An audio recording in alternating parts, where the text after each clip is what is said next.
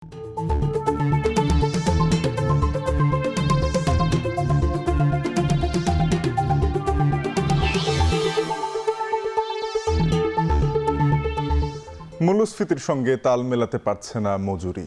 গ্রামাঞ্চলে খাদ্য ও সার্বিক মূল্যস্ফীতি উভয় কমেছে, তবে দেশে মার্চে খাদ্য মূল্যস্ফীতি কমে সার্বিক মূল্যস্ফীতি কিছুটা বেড়েছে।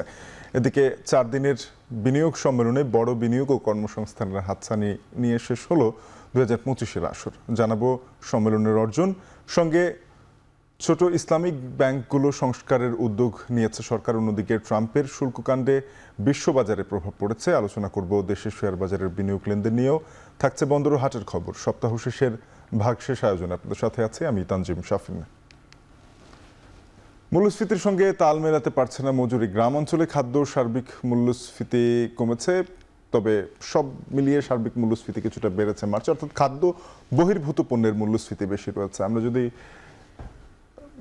একটু দেখি যে সার্বিক মূল্যস্ফীতি এবং খাদ্য মূল্যস্ফীতির যেই চিত্র, সার্বিক মূল্যস্ফীতি মার্চ মাসে এসে দাঁড়িয়েছে 8.93%, তবে খাদ্য মূল্যস্ফীতি ফেব্রুয়ারি মাসের তুলনায় কিছুটা বেড়েছে, 9.35% দাঁড়িয়েছে খাদ্য মূল্যস্ফীতি। আমরা যদি দেখি ফেব্রুয়ারি মাসে খাদ্য মূল্যস্ফীতি ছিল 9.32% এবং সার্বিক মূল্যস্ফীতি আমরা দেখছি যে 9.24%। সব মিলিয়ে আসলে যে পরিসংখ্যানটি আমরা দেখছি যে খাদ্য মূল্যস্ফীতি এবং সার্বিক মূল্যস্ফীতির যে প্রবণতা সেটি নিম্নমুখী রয়েছে, অর্থাৎ মূল্যস্ফীতি বর্তমান অন্তর্বর্তী সরকার যেই প্রক্ষেপণ করছে তাতে জুন নাগাদ, আগামী জুন জুলাই নাগাদ, অর্থাৎ নতুন অর্থ বছরে যাওয়ার আগে আগে মূল্যস্ফীতি 8% নেমে আসবে। তবে সেই প্রত্যাশা পূরণ তখনই সম্ভব যখন বাজার নিয়ন্ত্রণ আসলে সঠিকভাবে করা যাবে এবং বাজারে পণ্যের দাম নিয়ন্ত্রণ করা যাবে। তো আমরা যদি একটু মূল্যস্ফীতির প্রসঙ্গ থেকে ফিরে যাই, বাংলাদেশ বিনিয়োগ সম্মেলনে 4 দিনের বিনিয়োগ সম্মেলন শেষ হলো। এতে 50টি দেশের 550 জনের বেশি বিনিয়োগকারী ব্যবসা প্রতিষ্ঠানের প্রতিনিধিরা অংশগ্রহণ করেছেন। ইতিমধ্যে বড় বিনিয়োগ ও কর্মসংস্থানের হাতছানিও দেওয়া শুরু হয়েছে। একটু দেখে নেই এবারের বিনিয়োগ সম্মেলন থেকে যেসব প্রাপ্তি রয়েছে আমাদের। বড় বিনিয়োগ ও কর্মসংস্থানের হাতছানি রয়েছে। দেশে ফ্রি ট্রেড জোন স্থাপনের চিন্তা করছে সরকার। আগামী মাসে আসছে 200 চীনা বিনিয়োগকারীর একটি প্রতিনিধি দল। বাংলাদেশ নাসার সঙ্গে আর্টেমিস চুক্তি সই করেছে। স্টারলিংকের মানে নাসার সঙ্গে যে চুক্তিটি হয়েছে সেটি মূলত মহাকাশ গবেষণা বিষয়ক। বিশ্বের আরও প্রায় 150 দেশ এ ধরনের চুক্তি রয়েছে নাসার সঙ্গে, বাংলাদেশ সেই তালিকায় যুক্ত হলো। স্টারলিংকের ইন্টারনেট সেবা চালুর অনুমোদন দেওয়া হয়েছে। এনডিবি ব্যাংক $1 বিলিয়ন বিনিয়োগ পরিকল্পনা করেছে।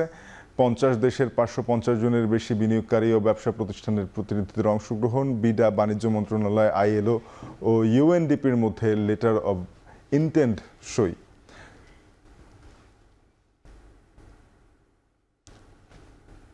এবারে বিনিয়োগ সম্মেলনের সম্মাননা বিষয়ে একটু দেখে নিই। বিকাশ লিমিটেড বিদেশি বিনিয়োগ ক্যাটাগরিতে এক্সিলেন্স ইন ইনভেস্টমেন্ট অ্যাওয়ার্ডটি পেয়েছে।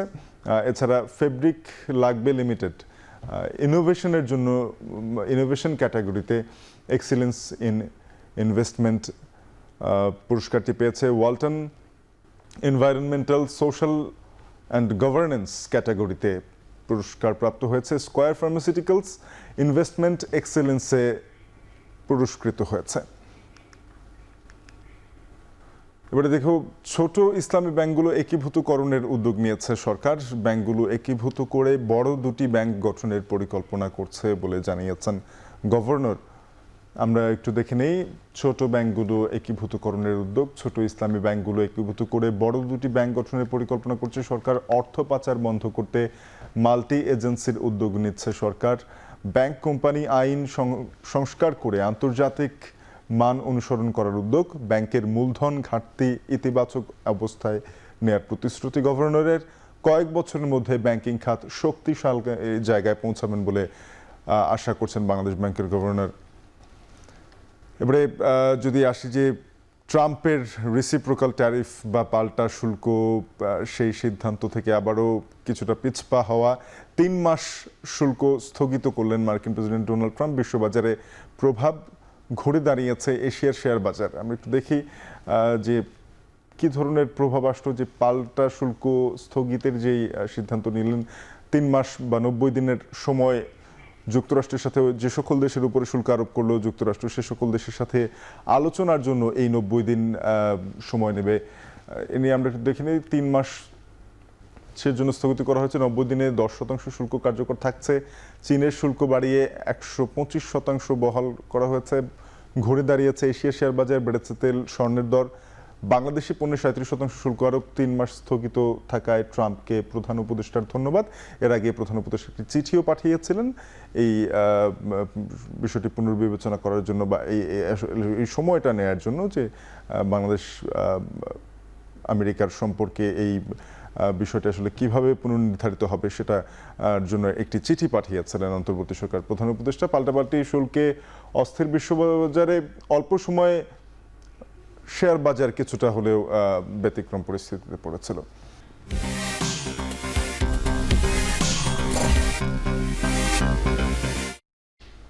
সপ্তাহের শেষ কার্যদিবসে ঢাকা স্টক এক্সচেঞ্জের প্রধান সূচক বেড়েছে 9 পয়েন্ট এবং লেনদেন হয়েছে 540 কোটি 16 লাখ টাকা, যা গত দিনের লেনদেনের থেকে 12 কোটি 98 লাখ টাকা বেশি। আমরা একটু শেষ দিনের লেনদেনের চিত্র দেখে নিতে চাই। সার্বিক সূচক ডিএসইএক্স দাঁড়িয়েছে 5205.23 পয়েন্টে। আজকের দিনে সূচকের উত্থান হয়েছে 9.18 পয়েন্ট। মোট লেনদেন 540 কোটি 16 লাখ টাকার, যেখানে দর পরিবর্তন হয়েছে 149টি প্রতিষ্ঠানের শেয়ারের দর বেড়েছে, দর কমেছে 168টি প্রতিষ্ঠানের শেয়ারের এবং দর অপরিবর্তিত থেকেছে 78টি প্রতিষ্ঠানের শেয়ারের।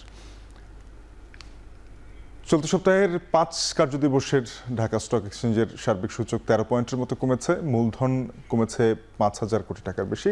আমরা একটু সপ্তাহের 5 কার্যদিবসের যেই লেনদেনের চিত্র সেটি দেখে নিতে চাই। এর মধ্যে আমরা দেখছি যে সপ্তাহ শুরুর পর থেকেই নেতিবাচক প্রবণতা কাটিয়ে শেষ দুদিনে সূচকের ঊর্ধ্বমুখী ধারায় ফিরেছে। এর মধ্যে আমরা দেখছি যে লেনদেনও ধারাবাহিকভাবে বেড়েছে। রোববার থেকে শুরু করে বৃহস্পতিবার পর্যন্ত আমরা যেই চিত্র দেখতে পাচ্ছি তাতে ধারাবাহিকভাবে লেনদেন প্রতিদিনই বেড়েছে, তবে খুব বেশি উত্থান না হলেও সেখানে ব্যবধানটি ইতিবাচক ছিল। এর পরবর্তীতে আমরা যদি সূচকে দেখি, সূচকে পরিবর্তন খুব একটা না হলেও আমরা দেখছি যে বাজার মূলধনের ক্ষেত্রে কিছুটা পরিবর্তন এসেছে। 6,76,654 কোটি টাকা সপ্তাহের শুরুতে বাজার মূলধন ছিল, যেটি এখন 6,71,643 কোটি। চলতি সপ্তাহের শেষ কার্যদিবসে চট্টগ্রাম স্টক এক্সচেঞ্জের সিএএসপিআই সার্বিক সূচক কমেছে 20 পয়েন্ট এবং লেনদেন হয়েছে 64,87,05,104 টাকা, যা আগের দিনের চেয়ে 33,42,00,000 টাকা কম। আমরা একটু দেখে নিই। চট্টগ্রাম স্টক এক্সচেঞ্জের লেনদেনের চিত্র দেখছি। সার্বিক সূচক সিএএসপিআই দাঁড়িয়েছে 14,509.37 পয়েন্টে, আজকের দিনে কমেছে 20.98 পয়েন্ট। এর মধ্যে শেয়ার দর বেড়েছে 97টি প্রতিষ্ঠানের চট্টগ্রাম স্টক এক্সচেঞ্জে, দর কমেছে 33টি এবং দর অপরিবর্তিত থেকেছে 86টি প্রতিষ্ঠানের শেয়ারের। চলতি মাসের 15 এপ্রিল শেষ হচ্ছে চাল আমদানির জন্য বরাদ্দকৃত সময়সীমা, ফলে হিলি স্থলবন্দর দিয়ে বেড়েছে ভারত থেকে চাল আমদানি। প্রতিদিন আমদানি হচ্ছে 100 থেকে 120 ট্রাক চাল। ইনি আরও জানাতে যুক্ত হচ্ছেন সোহেল রানা। সোহেল, হিলি স্থলবন্দর থেকে চাল আমদানির বর্তমান পরিস্থিতি নিয়ে আমাদের জানাবেন। শাফিন, একটু শুরুতেই বলি যে খাদ্য মন্ত্রণালয়ের অনুমোদিতকৃত যে চালগুলো রয়েছিল আমদানি করবার কথা, সেটি চলতি মাসের 15 এপ্রিল পর্যন্ত সময়সীমা রয়েছে এবং 15 এপ্রিলের পর কিন্তু আমদানিকারকরা ভারত থেকে চাল আমদানি করতে পারবেন না, যদি না সরকার এটির সময়সীমা বাড়িয়ে দেয়। তবে এই আমদানির সময়সীমা শেষ হবার কারণে কিন্তু হিলি স্থল বন্দরে যারা আমদানিকারক তারা কিন্তু ব্যাপক পরিমাণ চাল আমদানি করছেন। আমরা দেখেছি বিগত সময়গুলো যেখানে 50 থেকে 60 ট্রাক চাল আমদানি হতে বন্দরে, সেখানে বর্তমানে চাল আমদানি হচ্ছে 100 থেকে 120 ট্রাকের মতন চাল আমদানি হচ্ছে। তবে এই চাল আমদানিকৃত চালগুলো নিয়ে বেশ কিছু অভিযোগ রয়েছে পাইকাররা যেটি বলছেন যে আসলে সময়সীমা যদি না বাড়ায় সেই জন্যই আমদানিকারকরা চালগুলো আমদানি করবার পর তারা কিন্তু মজুত করছেন, এমন কিন্তু অভিযোগের তীর কিন্তু পাইকার ব্যবসায়ীদের পক্ষ থেকে এসেছেন। এবং তারা যেটি বলছেন যে হঠাৎ করে আজকে চালের দাম কেজিতে প্রায় 2 থেকে 2.5 টাকা পর্যন্ত প্রকারভেদে দাম বেড়েছে, যার কারণে তাদের কিনতেও সমস্যা হচ্ছে। তারা যেটি বলছে যে স্বর্ণা 5 জাতের যে চালটি রয়েছিল সেটি গতকালকেও 50 টাকা কেজি দরে তারা কিনেছেন, সেটি আজকে আমদানিকারকরা তাদের থেকে দাম চাচ্ছেন 52 টাকা কেজি দরে। এবং সম্পা কাটারি যে চালটি রয়েছে সেটি 65 টাকা কেজি দরে বিক্রি হলেও সেটি আজকে বর্তমানে আমদানিকারকরা চাচ্ছেন 68 টাকা। ফলে সেখানেও কেজিতে প্রায় 3 টাকা দাম বেড়েছে। এখন যেটি ব্যবসায়ীদের দাবি যে আসলে এই যে এই সরকারের নির্ধারিত সময়ের মধ্যে কি পরিমাণ চাল আমদানি হলো, সেটি কোথায় মজুদ আছে, কিভাবে বাজারে বাজারজাতকরণ করা হচ্ছে, সে বিষয়ে প্রশাসনের একটা নজরদারির জন্য কিন্তু তারা দাবি জানিয়েছে। তো সব মিলিয়ে বলা চলে শাপিন, হিলি স্থলবন্দর দিয়ে চালের যে আমদানির গতি সেটি কিন্তু বিগত সময়ের তুলনায় অনেকটাই বেড়েছে। সহকর্মী সোহেল রানা যুক্ত হয়েছিলেন হিলি স্থলবন্দর থেকে, জানাচ্ছিলেন চাল আমদানির খবর। কুমিল্লায় হালখাতা তৈরির দোকানে এখন চলছে ব্যস্ততা। চৈত্রের শুরু থেকেই বিশেষ এক খাতা তৈরি এবং বেচাকেনায় ধুম পড়েছে কুমিল্লার বাইন্ডিং প্রতিষ্ঠানগুলোতে। এ নিয়ে বিস্তারিত জানাতে কুমিল্লা থেকে যুক্ত হচ্ছেন মাসুদ আলম।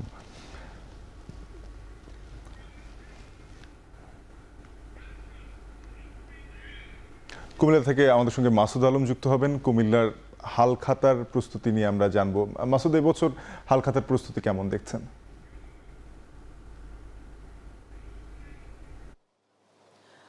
শাপিন, আসলে বাঙালির দরজায় কড়া নাড়ছে বৈশাখ। এই বৈশাখের সাথে কিন্তু হালখাতা একেবারে ওতপ্রোতভাবে জড়িত। এই এই যে হালখাতা তৈরির জন্য আসলে আমরা দেখেছি যে কুমিল্লার যে সকল বাইন্ডিং প্রতিষ্ঠানগুলো রয়েছে সেগুলোতে কিন্তু ভীষণ ব্যস্ততা। আমি যদি দেখাই, এখানে আমরা দেখেছি যে প্রত্যেকটি বাইন্ডিং প্রতিষ্ঠানে যে হালখাতার যে নতুন খাতা তৈরি, সেটিতে কিন্তু আমরা প্রত্যেকটা কর্মী কিন্তু তারা তাদের ব্যস্ত সময় পার করছেন। এখানে যে সকল খাতাগুলো তৈরি করছেন, বিশেষ করে জাবেদা, খতিয়ানা এবং টালি খাতা, লাল কাপড়ে মোড়ানো এই খাতা তৈরি আসলে হচ্ছে একেবারে ব্যবসায়ীদের জন্য, যারা বছরের প্রথম দিন প্রথম খাতায় নতুন হিসাব লিপিবদ্ধ করবেন, তাদের জন্যই মূলত এই খাতা তৈরি করা হচ্ছে বাইন্ডিং প্রতিষ্ঠানগুলোতে।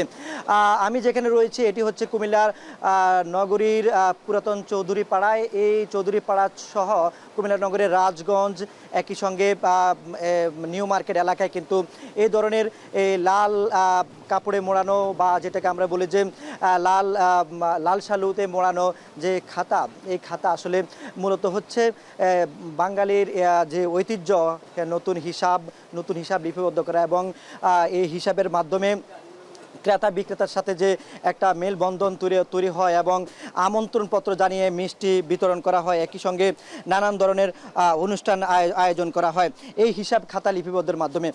হাল থেকে আসলে হাল অর্থ নতুন, এবং এই নতুন খাতায় মূলত হিসাব লিপিবদ্ধ করেন। আমরা এখানকার ব্যবসায়ীদের সাথে কথা বলেছি, তারা আমাদেরকে জানিয়েছেন যে এই নতুন বাংলা বছরকে ঘিরে বা নববর্ষকে ঘিরে কুমিল্লায় যে পরিমাণ খাতা তৈরি করছেন, প্রায় 1 লাখেরও বেশি খাতা তৈরি করা হচ্ছে। এইখানে আসলে এই যে বাজারটি, এটি কিন্তু আগে কিন্তু আরও জমজমাট ছিল, তবে কালের পরিবর্তনের সাথে কিন্তু এই যে ব্যবসা বা তৈরির যে সেটি কিন্তু একটু বাটা পড়েছে। তবে এই বছর সেটা একটু বেশি দেখা যাচ্ছে। ব্যবসায়ীরা বলছেন এই যে খাতা তৈরি হচ্ছে, এটি শুধু কুমিল্লা নয়, যাচ্ছে নোয়াখালী, চাঁদপুর এবং ব্রাহ্মণবাড়িয়া সহ। তো শাপিন, এই ছিল সবশেষ। সহকর্মী মাসুদ আলম যুক্ত হয়েছিলেন কুমিল্লা থেকে, জানাচ্ছিলেন হালখাতার প্রস্তুতি নিয়ে।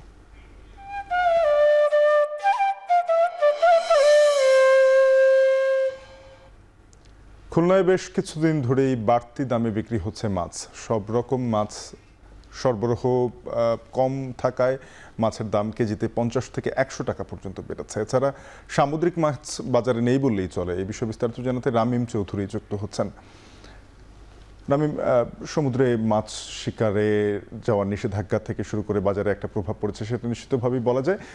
মাছের দামে কি ধরনের প্রভাব পড়লো জানাবেন আমাদের। শাফিন, আপনি একটু আগে যেটা বললেন যে গত বেশ কিছুদিন ধরে কিন্তু খুলনাতে মাছের যে দাম সেটা কিন্তু অনেকটাই বেশি রয়েছে।